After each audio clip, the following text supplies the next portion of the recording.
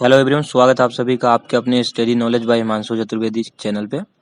तो इसमें आज का पॉइंट लेके आए हैं जिसमें सरदार पटेल के जीवन के बारे में कुछ बातों को बताई जाएंगे जो ऑल एग्जाम में क्वेश्चन के माध्यम से पूछा जाता है। तो आप इन सभी बातों को ध्यान से सुने। यदि आप मेरे चैनल पे नए हैं तो चैनल को सब्सक्राइब करना ना भूलें। देखते हैं पहला क्वेश्चन, जो इसमें एक टॉपिक है। पहला टॉपिक में क्या है, आप सभी वीडियो को लास्ट तक जरूर देखें। सरदार पटेल के बारे में अधिक से अधिक क्वेश्चन आते हैं। एमपी और जैसे एमपीपीएससी है, एसएससी है, सभी एग्जामों में अधिकतर पूछे जाते हैं।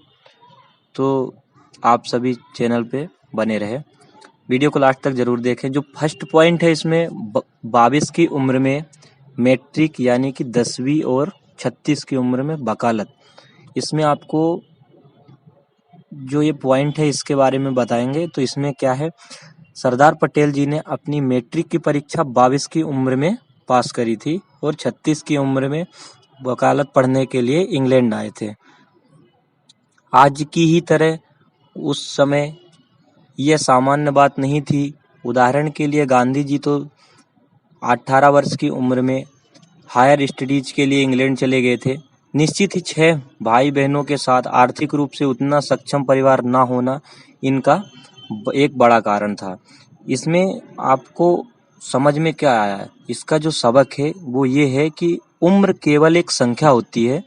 परिस्थितियां कुछ भी हों, धीरे धीरे अपने लक्ष्य की दिशा में चलते रहना चाहिए, सक्सेस जरूर मिलेगी। फिर इसमें जो नेक्स्ट में देखते हैं, इसमें क्या है, और गांधी, नेहरू, पटेल इन सब के विदेश में पढ़ने और लॉयर होने का पूरा फायदा भारत के आज़ादी के आंदोलन में मिला। जब इन नेताओं का वैश्विक अप्रोच देश को मिला तो हमारा देश स्वतंत्र हुआ। अब इसमें जो सेकंड पॉइंट है, सफल क्रिमिनल लॉयर, ये भी सरदार पटेल के जीवन का बहुत अहम हिस्सा है। इसको ध्यान से देखिए। राजनीति में अपना करियर शुरू करने से पहले सरदार एक सफल क्रिमिनल लॉयर थे। 36 वर्ष की उम्र में वे कानून की पढ़ाई के लिए इंग्लैंड गए थे और 36 माह का कोर्स 36 माह का कोर्स होता है उसे 30 माह में ही पूर्ण कर लिया था। उन्होंने भारत लौटकर अहमदाबाद में अपनी प्रैक्टिस शुरू करी। वे कड़ाई से गवाहों के क्रॉस एग्जामिनेशन के लिए प्रसिद्ध हुए। जल्द ही वे एक व्यस्त वकील हो गए, मतलब वो पॉपुलर हो गए। अधिकतर अंग्रेजी भाषा में सूट पैंट पहने हुए सरदार पटेल कोर्ट्स में साहसिक दलील देने के में शाम में को गुजरात क्लब में ब्रिज, मतलब जो ताश के पत्तों का एक खेल होता है, वो खेलना पसंद करते हैं। और फिर एक दिन आज़ादी के आंदोलन के लिए सब कुछ छोड़ दिया। उन्होंने लॉयर की पढ़ाई करी थी सब कुछ छोड़ दिया। तो इसका जो सबक है वो हमको मिलता है कि सतत प्रयास से किसी भी प्रकार की व्यावसायिक सफलता हासिल की जाती है। तो अपने टारगेट को अचीव करने के लिए सतत प्रयास करते रहना चाहिए। और इसमें जो थर्ड में है, सबसे पहले जो उन्होंने महात्मा गांधी की अवहेलना और फिर सम्मान करा। उन्होंने पहले महात्मा गांधी की अवहेलना करी, उसके बाद सम्मान प्राप्त करा।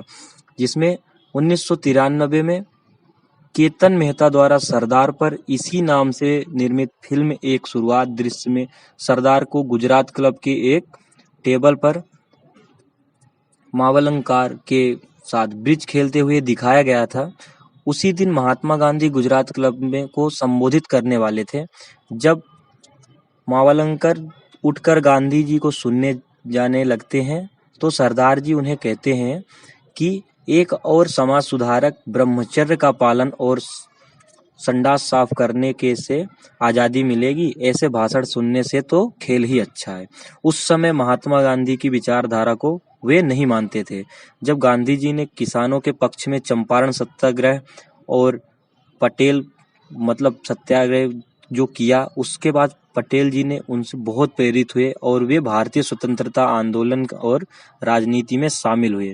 उन्होंने खेड़ा सत्याग्रह में महत्वपूर्ण भूमिका निभाई। बाद में येरवड़ा जेल में सन 1932 में गांधी जी के साथ रहते हुए पटेल जी उनके भक्त बन गए थे। इसका जो सबक है इसमें मतलब इस पॉइंट से हमको क्या समझ में आता है, इसमें मतलब कि खुले दिमाग से हम हमारे विचारों को बदलकर ही सही दिशा पकड़ते हैं। आज आपको पता है कि सरदार पटेल की स्टैच्यू ऑफ यूनिटी जो दुनिया की सबसे ऊंची प्रतिमा मानी जाती है, इसकी ऊंचाई समथिंग 182 मीटर है। ये गुजरात के केवड़िया के पास ही स्थित है। जो फोर्थ पॉइंट में है नेताजी बोस पर केस करे। इसमें सरदार पटेल के बड़े भाई विट्ठल भाई पटेल यूरोप में बीमारी से जूझते हुए 1933 में स्वर्गवासी हो गए थे। जाते जाते सीनियर पटेल अपनी संपत्ति का 3/4 नेताजी बोस के नाम कर दिया था, जो उस वक्त उनके साथ थे। ये सरदार की गलती लगी। ये जो बात हुई थी इसमें ये सरदार जी को गलत लगी और उन्होंने नेताजी पर भारत में कानूनी केस कर दिया। उस समय जो वर्ष 1939 में उन्होंने जीत करी, सारी प्रॉपर्टी फिर से हासिल कर ली। पटेल जी और बोस हमेशा वैचारिक प्रतिद्वंदी रहे। बोस ने आखिर में कांग्रेस छोड़ दी। इसमें इतिहास के अनेक ऐसे पहलू होते हैं जो ज्यादातर किसी को पता नहीं होता है। जो नेक्स्ट पॉइंट है अमूल की स्थापना पर भूमिका। आपको पता होगा कि आपको बहुत कम ही पता होगा कि त्रिभुवन दास काशी भाई पटेल सरदार वल्लभ भाई पटेल के मार्गदर्शन में AMUL मतलब आनंद मिल्क यूनियन लिमिटेड के संस्थापक अध्यक्ष बने थे और 70 के दशक में अपनी सेवानिवृत्ति तक इसका नेतृत्व किया था। उन्होंने 1939 में वर्गीज कुरियन को काम पर रखा और उन्हें मिशन में रहने और मदद के लिए राजी किया। इस प्रकार सरदार पटेल का भारत में दुग्ध उत्पादन में श्वेत क्रांति में भी योगदान था। आपको पता होगा कि श्वेत क्रांति किसे कहते हैं। इसका जो मतलब एक सीख है इसमें आपको समझ में आता है कि भारत को एक बड़ा ब्रांड देने में पटेल जी की महत्वपूर्ण भूमिका है। इसमें जो 6 पॉइंट है सोमनाथ मंदिर का जीर्णोद्धार। ये जो सोमनाथ मंदिर का जीर्णोद्धार है ये भी इनके द्वारा ही करवाया गया था। देखते हैं इसके पॉइंट को पढ़ते हैं। शैव और वैष्णव दोनों को सोमनाथ मंदिर को 12 ज्योतिर्लिंगों में सबसे पवित्र माना जाता है। सबसे पहले सोने से बने इस मंदिर को रावण द्वारा चांदी से, फिर कृष्ण भगवान द्वारा चंदन की लकड़ी से, सोलंकी राजाओं कुमार देव और भीमदेव द्वारा पत्थर से बनाए जाने और इसके बाद भी अनेकों बार पुनर्निर्माण की मान्यता प्राप्त है। यदि आप आज सोमनाथ मंदिर के दर्शन के लिए जाते हैं तो निर्माण को पाएंगे वह सरदार पटेल और KM मुंशी के प्रयासों के कारण ही संभव हुआ है। इसमें संस्कृति और संवर्धन में सरदार पटेल की भूमिका बहुत ज्यादा मानी जाती है। आप सभी जानते हैं कि अत्याचारी अंग्रेज कानूनों में जो गलत टैक्स लगाया उनके खिलाफ सरदार पटेल ने पूरे गुजरात को एक कर दिया था और टैक्स पेमेंट बंद करवा दिया था। सरदार पटेल भारत के पहले उप प्रधानमंत्री और गृह मंत्री बने थे। उनकी याद में गुजरात के केवड़िया में विश्व की सबसे बड़ी प्रतिमा स्टैच्यू ऑफ लिबर्टी स्थापित की गई है। 1991 में उन्हें मरणोपरांत भारत के सर्वोच्च नागरिक सम्मान भारत रत्न से सम्मानित किया गया था। उनके नाम दिवस राष्ट्रीय एकता दिवस के रूप में मनाया जाता है, आपको पता होगा। तो आई थिंक आपको सारे पॉइंट क्लियर हुए होंगे। आपको ऐसे ही एक इम्पोर्टेंट टॉपिक के साथ मिलते हैं नए वीडियो के साथ। आज का वीडियो अच्छा लगा हो तो आप चैनल को